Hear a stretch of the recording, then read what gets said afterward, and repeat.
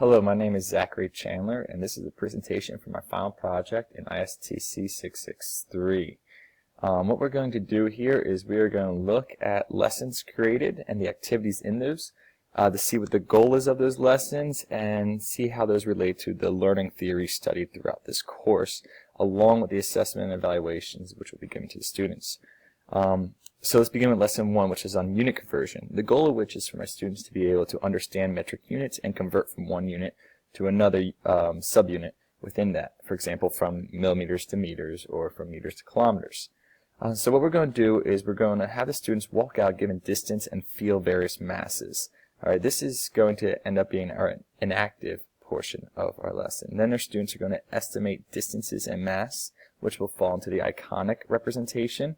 And then students will learn dimensions and units, and then mathematical conversion for calculations will be practiced. And these are our symbolic representation stages. Now, I talk about inactive, iconic, and symbolic here because these are part of Bruner's representational stages of how learners advance through learning, starting out with inactive, which is easy, to iconic, a little bit more representative, a little harder, and symbolic, which is more concise, can be abstract, but it is the most difficult of all.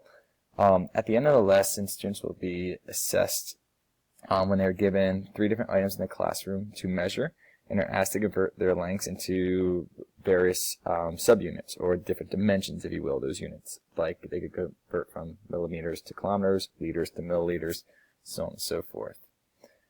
The second lesson is the goal is for students to understand that free fall acceleration is constant throughout an entire flight, and that velocity changes throughout an entire free fall flight. The activities here, students are going to work in groups to videotape a ball thrown straight upwards and as it falls back down. Then they're going to take this video and they're going to use a program called Logger Pro, where they can analyze the video frame by frame and graph the ball's position, thus the ball's velocity over periods of time. Using this in their background of velocity and position time graphs, they're going to be able to understand what's happening with acceleration here. The learning theory used here is actually one that's comprised of all Bruner, Dewey, Piaget, and even Ausubel, and it's about discovery learning and group work and how this constructivist approach ends up building a deeper understanding for students. The assessment and evaluation is that students will visually represent the velocity and acceleration vectors on a cannonball in a flight.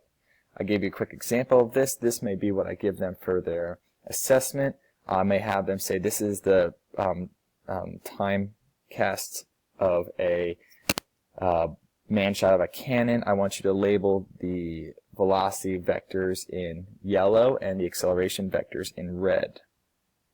Notice the acceleration vectors in red are constant, they're always the same length, and they're always downward, and the velocity vectors in yellow decrease as the object goes up, and if I kept going on with it, would increase as the object went down. Lesson 3 is on net force. In this investigation, students will work with a PHET simulation, force and motion investigation lab. There they're going to work through what happens as various forces are applied and get an idea of how net force works out. They'll be then handed an organizer for forces. We could use a Venn diagram here or a flow chart. I have an example next page. That's going to prepare them for the Cornell notes, kind of give them a brief overview of what's going to happen before getting the Cornell notes.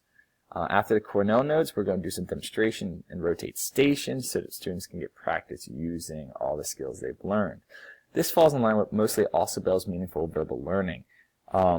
This is not so much as a discovery as it will be a using an advanced organizer, which would be the handouts and the organizers along with the PHET will kind of give an anchor for the students to tap into their cognitive web understanding of how things work in the world and connect that to net forces. Continuing on to this, we will have an assessment and evaluation, which is a conclusion paragraph, where students are going to draw force vectors and discuss the net force on a block at rest, minimum constant velocity, and accelerating to the right.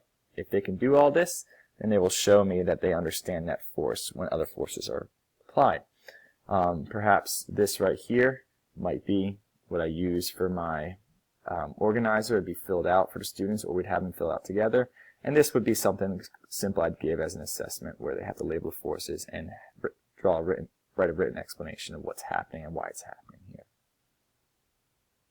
Lesson 4 is a cool lesson. It's on Newton's third law, and that's the law of equal and opposite forces acting on objects.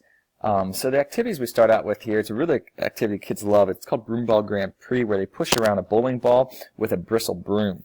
What they do and they're trying to follow a path, and what they're going to see is they have to push the broom in various directions to make the ball go where it wants to go.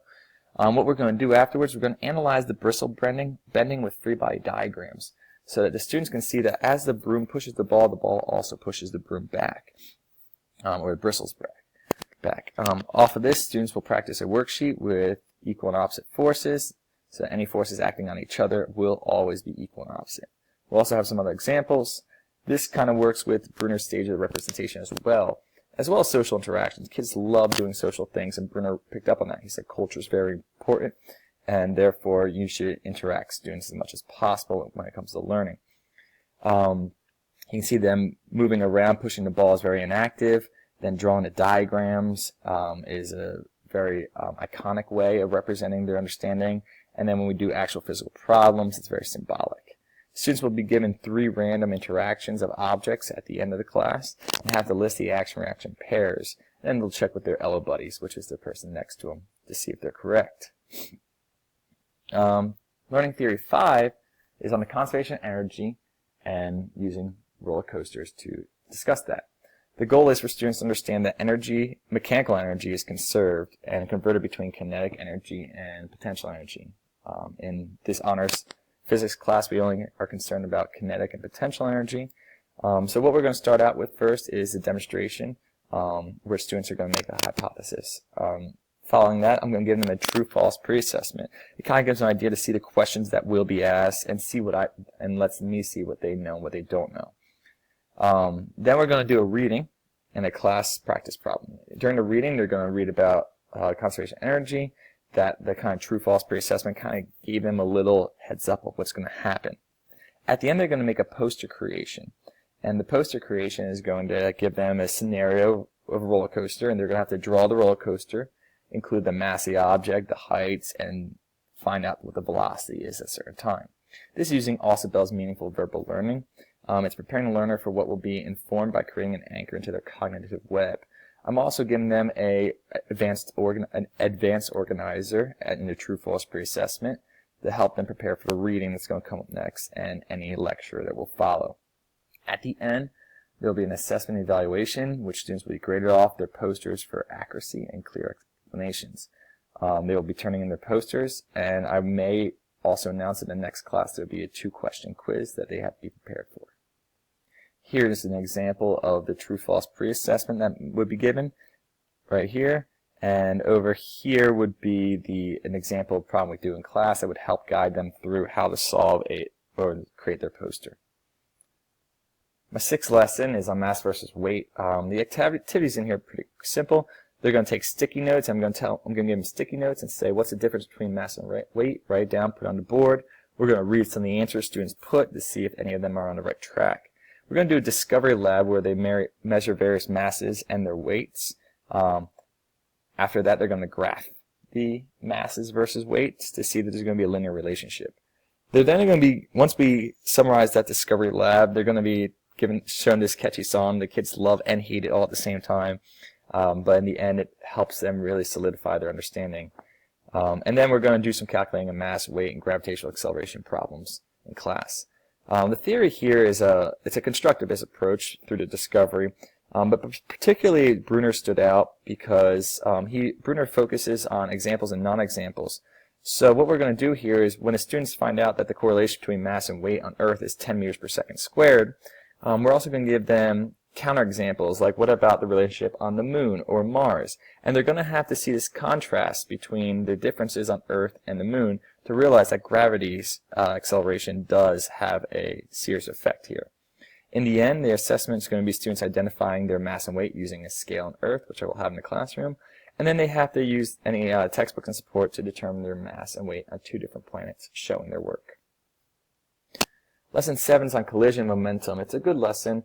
And what we're going to work on here is we're going to start out by showing them an air track demonstration of collisions where two objects collide and stick together and move off as one. It's going to follow that with Cornell notes. We're going to then walk through a couple easy problems, then practice some more difficult problems. This is going to be utilizing Thorndike's law of learning, which is readiness, exercise, and effect. So the air track's readiness, kind of preparing their mind, showing them collisions and something similar to them so they're ready to tap into what they're about to learn. Following that is going to be Cornell notes, which is preparing them for readiness. It's giving them all the background information they need. Then we're going to go get some exercise, starting out with the easier problems, then advancing more difficult. And then the law of effect is going to be what is going to make these kids really want to do that. Well, we're going to have to hold them accountable with some type of assessment. We'll tell that to them in the beginning of class. And the students will be given 2 questions that test both conceptual and quantitative understanding of the conservation of momentum. So for example, this would be the problem they may have to solve. Next is lesson plan 8, which is Ohm's law, which deals with circuitry. The goal of the lesson is for students to understand the relationship between voltage and current. So what we're going to have them do is we're going to actually have them make circuits and change the voltage and use a multimeter to read the voltage and the current in the circuit. After students complete this lab activity, they'll turn it in. I'm going to have 2 students selected by the class to come up and lead a discussion and do a simulation activity on PHET. After that, we're going to just go into independent practice work to get good at doing quantitative problems and giving a situation. The learning theory here revolves heavily on constructivism, particularly Bruner's opinion of social discovery learning. Using that, I have the students working in groups to discover the relationship between voltage and current and graphing it. The students are also involved in a social learning experience by having their peers actually lead discussions and simulations for the class. In the end, what we're going to do in next class is we're going to go over the homework given, and they're going to do a Kahoot.